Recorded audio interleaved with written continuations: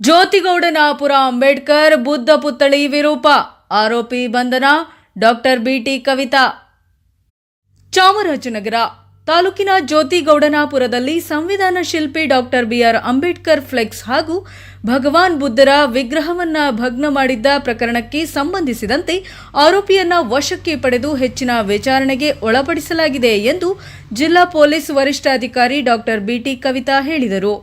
ನಗರದ ಜಿಲ್ಲಾ ಪೊಲೀಸ್ ಕಚೇರಿಯ ಸಭಾಂಗಣದಲ್ಲಿಂದು ಕರೆದಿದ್ದಂತಹ ಪತ್ರಿಕಾಗೋಷ್ಠಿಯಲ್ಲಿ ಮಾತನಾಡಿದ ಅವರು, ಜ್ಯೋತಿಗೌಡನಾಪುರದಲ್ಲಿ ಅಂಬೇಡ್ಕರ್ ಪುತ್ಥಳಿ ಬುದ್ಧನ ಮೂರ್ತಿಯನ್ನ ಭಗ್ನಗೊಳಿಸಿದ ಪ್ರಕರಣಕ್ಕೆ ಸಂಬಂಧಿಸಿದ ಆರೋಪಿಯನ್ನ ಬಂಧನ ಮಂಜುನಾಥ್ ಅಲಿಯಾಸ್ ಪೆಂಡಾಲ್ ಮಂಜಾ ಬಂಧಿಸಲಾಗಿದೆ ಎಂದರು. ವಿಗ್ರಹ ಭಗ್ನಕ್ಕೆ ಕಾರಣ ಏನು? ಕಳೆದ 2 ತಿಂಗಳ ಹಿಂದೆ ಆರೋಪಿ ಪೆಂಡಾಲ್ ಮಂಜುನು ಮದ್ಯಪಾನ ಮಾಡಿ ದಲಿತ ಮಹಿಳೆ ಜೊತೆ ಜಗಳವಾಡಿ ಆಕೆಗೆ ಚಪ್ಪಲಿಯಿಂದ ಹೊಡೆದಿದ್ದನು. ಈ ಘಟನೆಗೆ ಸಂಬಂಧಿಸಿದಂತೆ ಗ್ರಾಮದ ಯಜಮಾನರುಗಳು ಮಂಜನಿಗೆ 60,000 ದಂಡ ವಿಧಿಸಿದ್ದರು. ಈತನ ಮನೆಯವರು ಚಿನ್ನ ಗಿರವಿಗೆ ಇಟ್ಟು 30,000 ದಂಡ ಪಾವತಿ ಮಾಡಿದ್ದರು. ತನ್ನ ಬಳಿಯಿದ್ದ ಬೈಕ್ ಮಾರಿ ಉಳಿದ 30,000 ದಂಡದ ಹಣವನ್ನು ಮಂಜಾ ಪಾವತಿಸಿದ್ದನು. ಇದೇ ಕಾರಣಕ್ಕೆ 23ರ ರಾತ್ರಿ ಮದ್ಯಪಾನ ಮಾಡಿ ಬುದ್ಧ ಅಂಬೇಡ್ಕರ್ ವಿಗ್ರಹವನ್ನು ಭಗ್ನ ವಿರೂಪಗೊಳಿಸಿರುವ ಖಚಿತ ಸಾಕ್ಷ್ಯಾಧಾರಗಳ ಆಧಾರದ ಮೇಲೆ ದೃಢಪಟ್ಟ ಮೇರೆಗೆ ಆರೋಪಿಯನ್ನ ದಸ್ತಗಿರಿ ಮಾಡಿ ಮುಂದಿನ ಕಾನೂನು ಕ್ರಮ ಜರುಗಿಸಲಾಗಿರುತ್ತದೆ ಎಂದು ತಿಳಿಸಿದರು. ಪತ್ರಿಕಾಗೋಷ್ಠಿಯಲ್ಲಿ ಎಎಸ್ಪಿ ಶಶಿಧರ್ ಮತ್ತು ಡಿವೈಎಸ್ಪಿಗಳಾದ ಸ್ನೇಹರಾಜ್, ಧರ್ಮೇಂದ್ರ ಹಾಜರಿದ್ದರು. ವರದಿ ಹೊಮ್ಮನಂಜುಂಡನಾಯಕ, ಎನ್ಕೆಎಸ್ ಟಿವಿ, ಚಾಮರಾಜನಗರ.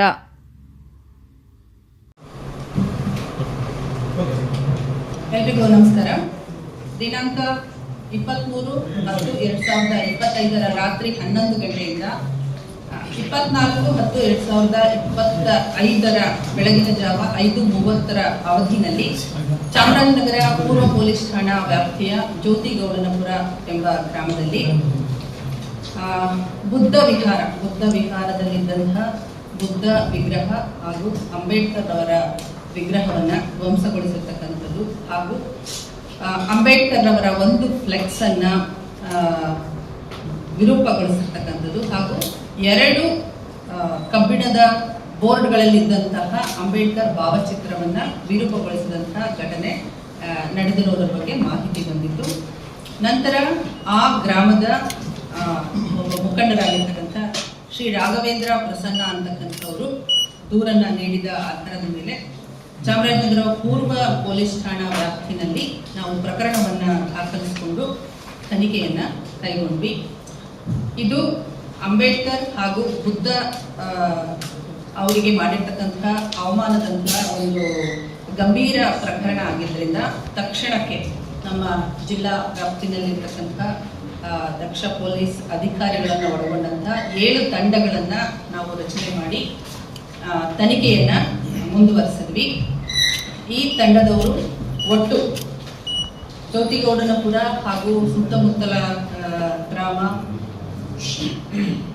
ಹಾಗೂ ಚಾಮರಾಜನಗರ ಜಿಲ್ಲೆಯ ಇತರ ಸ್ಥಳಗಳಲ್ಲಿ ಬರ್ತಕ್ಕಂಥ 86 ಸಿಸಿ ಕ್ಯಾಮೆರಾಗಳನ್ನ ಪರಿಶೀಲನೆಯನ್ನ ನಡೆಸಿದ್ದಾರೆ. ಒಟ್ಟು 1877 ಫೋನ್ ನಂಬರ್ಗಳ CDR ಕಾಲ್ ಡೀಟೇಲ್ಸ್ ರೆಕಾರ್ಡ್ಸ್ಗಳನ್ನು ಪರಿಶೀಲನೆಯನ್ನ ನಡೆಸಿ 24 ಸ್ಥಳಗಳಲ್ಲಿ ಸೆಲ್ ಐಡಿ ಟವರ್ ಡಂಪ್ಗಳನ್ನು ಪಡ್ಕೊಂಡು ಪರಿಶೀಲನೆಯನ್ನ ನಡೆಸಿದ್ದಾರೆ.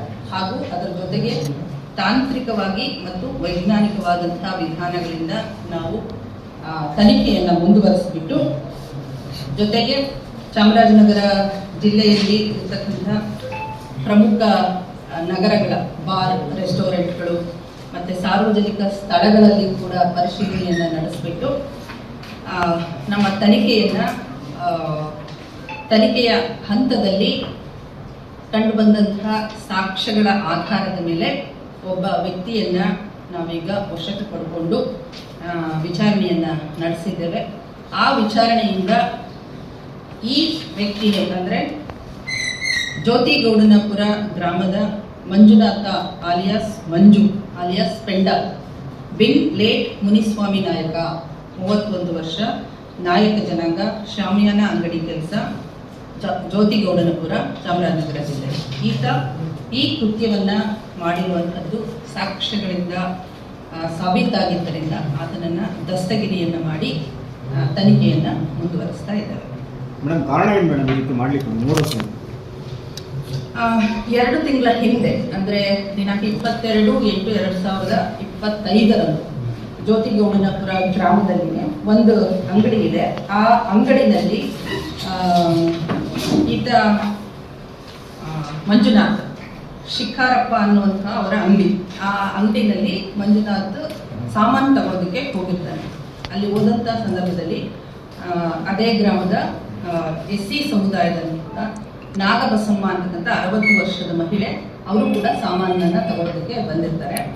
ಅಲ್ಲಿ ಸಾಮಾನು ತಗೊಳ್ಳೋದಕ್ಕೆ ಅಂದರೆ ನಾನು ಮೊದಲು ಹೋಗಬೇಕು ಅಥವಾ ನೀನು ಮೊದಲು ಹೋಗ್ಬೇಕು ಅನ್ನೋ ವಿಚಾರಕ್ಕೆ ಅವರಲ್ಲಿ ಜಗಳ ಪ್ರಾರಂಭ ಆಗಿಬಿಟ್ಟು ಈತ ಮಂಜುನಾಥ್ ಆ ಮಹಿಳೆಗೆ ಚಪ್ಪಲಿಯಿಂದ ಹೊಡೆದಿರ್ತಾನೆ. ಆ ಸಂದರ್ಭದಲ್ಲಿ ಅದು ಗ್ರಾಮದಲ್ಲಿ ಪಂಚಾಯಿತಿಯಾಗಿ ನಂತರ ಗಡಿನಲ್ಲಿ ಪಂಚಾಯಿತಿಯನ್ನು ನಡೆಸಿಬಿಟ್ಟು ಈತನಿಗೆ 60,000 ರೂಪಾಯಿಗಳನ್ನ ದಂಡವನ್ನು ಹಾಕಿರ್ತಾರೆ. 60,000 ರೂಪಾಯಿದಲ್ಲಿ ಅದೇ ದಿನ 30,000 ರೂಪಾಯಿಯನ್ನ ಆತ ದಂಡವನ್ನು ತುಂಬಿರ್ತಾನೆ. ಆ ದಂಡ ತುಂಬಿರ್ತಕ್ಕಂಥ ಸಂದರ್ಭದಲ್ಲಿ ಅಂದರೆ ಆಗ ಅವ್ರಿಗೆ ಇಮಿಡಿಯೇಟ್ ಆಗಿ ತುಂಬಲಿಕ್ಕೆ ಏನಪ್ಪಾ ಅಂದರೆ ಅವರ ಭಾವ ಒಂದು ಚಿನ್ನವನ್ನ ಅಡ ಇಟ್ಬಿಟ್ಟು 30,000 ಕೊಟ್ಟಿರ್ತಾರೆ.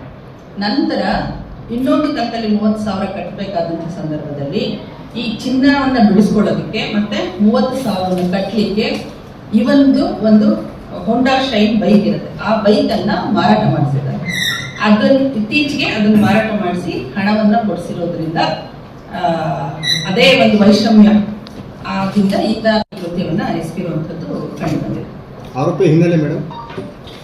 ಆರೋಪಿಗೆ ಕ್ರಿಮಿನಲ್ ಹಿನ್ನೆಲೆ ಕೂಡ ಇದೆ. ಈ ಹಿಂದೆ ಕೂಡ ಈಗಾಗಲೇ 3 ಪ್ರಕರಣಗಳು ಆತನ ಮೇಲೆ ದಾಖಲಾಗಿದೆ. ಅದರಲ್ಲಿ ನಮ್ಮ ಚಾಮರಾಜನಗರ ಪಟ್ಟಣ ಪೊಲೀಸ್ ಠಾಣೆಯಲ್ಲಿ 21/10/2024 ಒಂದು ಪ್ರಕರಣ ದಾಖಲಾಗಿದೆ. ಅಲ್ಲಿ ಕೂಡ ಬ್ಯಾರಿಕೇಡನ್ನು ಹೊಡೆದ್ಬಿಟ್ಟು ಮುಂದೆ ಹೋಗಿ ಅದರ ಬಗ್ಗೆ ಕೇಳಿದಾಗ ಪೊಲೀಸ್ನವರ ಜೊತೆಗೆ ಜಗಳ ಮಾಡಿಕೊಂಡು ಪ್ರಕರಣ ದಾಖಲಾಗಿರ್ತಕ್ಕಂಥದ್ದು ಅದು ಮೊದಲನೇದು. ಹಾಗೆ 2012ರಲ್ಲಿ 25/3/2012ರಲ್ಲಿ ಕೂಡ ಈಸ್ಟ್ ಪೊಲೀಸ್ ಸ್ಟೇಷನ್ನಲ್ಲಿ ನಮ್ಮ ಪೂರ್ವ ಪೊಲೀಸ್ ಠಾಣೆಯಲ್ಲಿ ಒಂದು ಪ್ರಕರಣ ದಾಖಲಾಗಿತ್ತು. ಅದರಲ್ಲಿ SC ಮತ್ತು ST ಜನಾಂಗದವರು ಜಗಳ ಮಾಡಿಕೊಂಡಂಥ ಸಂದರ್ಭದಲ್ಲಿ ಪೊಲೀಸ್ನವರು ಆ ಜಗಳವನ್ನು ಬಿಡಿಸಲಿಕ್ಕೆ ಅಲ್ಲಿ ಹೋಗಿ ಕರ್ತವ್ಯವನ್ನು ನಿರ್ವಹಿಸ್ತಾ ಇದ್ದಂಥ ಸಂದರ್ಭದಲ್ಲಿ ಅವರಿಗೆ ಅಡ್ಡಿಪಡಿಸಿದ್ರು ಅನ್ನುವಂಥ ಪ್ರಕರಣ ದಾಖಲಾಗಿತ್ತು. ಅದರಲ್ಲಿ ಈ ವ್ಯಕ್ತಿ A2 ಎರಡನೇ ಆರೋಪಿಯಾಗಿ ಇದ್ದ.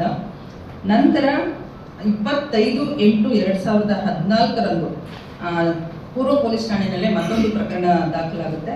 ಅದು 354B ಅಂದರೆ ಒಂದು ಮಹಿಳೆಗೆ ಆತ ತೊಂದರೆ ಕೊಟ್ಟಿದ್ದಾನೆ ಅನ್ನುವಂಥ ಹಿನ್ನೆಲೆಯಲ್ಲಿ ಪ್ರಕರಣ ದಾಖಲಾಗಿದೆ. ಈಗಾಗಲೇ ಈ 3 ಪ್ರಕರಣಗಳು ಈತನ ಮೇಲೆ ಇದೆ.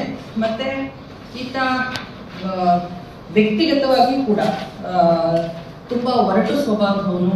ಮತ್ತೆ ಕುಡಿದಂತಹ ಸಂದರ್ಭದಲ್ಲಿ ತಾನು ಏನು ಮಾಡ್ತೀನಿ ಅನ್ನುವಂಥದ್ದರ ಪ್ರಜ್ಞೆನೇ ಇರೋದಿಲ್ಲ ಅನ್ನುವಂಥದ್ದು ಕೂಡ ನಮಗೆ ವಿಚಾರಣೆಯ ವೇಳೆಯಲ್ಲಿ ಮಾಹಿತಿ ತಿಳಿದು ಬಂದಿದೆ.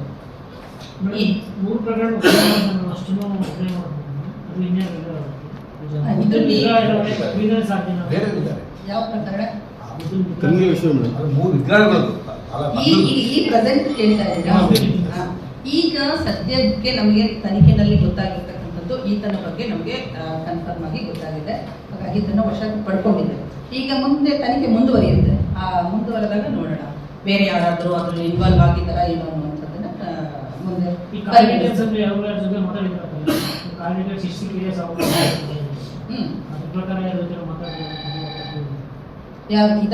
ಈ ವ್ಯಕ್ತಿ ಹೇಳ್ತಾ ಇದ್ದೀರಾ? ಅದರಲ್ಲಿ ಕಾಲ್ ಡೀಟೇಲ್ಸ್ ಅಲ್ಲಿ ಏನಾಗಿದೆ, ಯಾವ ರೀತಿ ನಾವು ತನಿಖೆಯನ್ನು ತಗೊಂಡಿದ್ದೀವಿ ಅನ್ನುವಂಥದ್ದನ್ನ ನಾವು ಬಹಿರಂಗಪಡಿಸೋದಕ್ಕಾಗಲ್ಲ. ಬಟ್ ಯಾವ ಸಾಕ್ಷ್ಯಗಳನ್ನ ನಾವು ಪರಿಗಣಿಸಿದ್ದೇವೆ, ಖಂಡಿತವಾಗಿಯೂ ಈತನೇ ಆ ಕೃತ್ಯವನ್ನ ಮಾಡಿದ್ದಾನೆ ಅನ್ನುವಂಥದ್ದಕ್ಕೆ ಸಾಕ್ಷ್ಯಾಧಾರಗಳು ನಮ್ಮ ಬಳಿ ಇದೆ.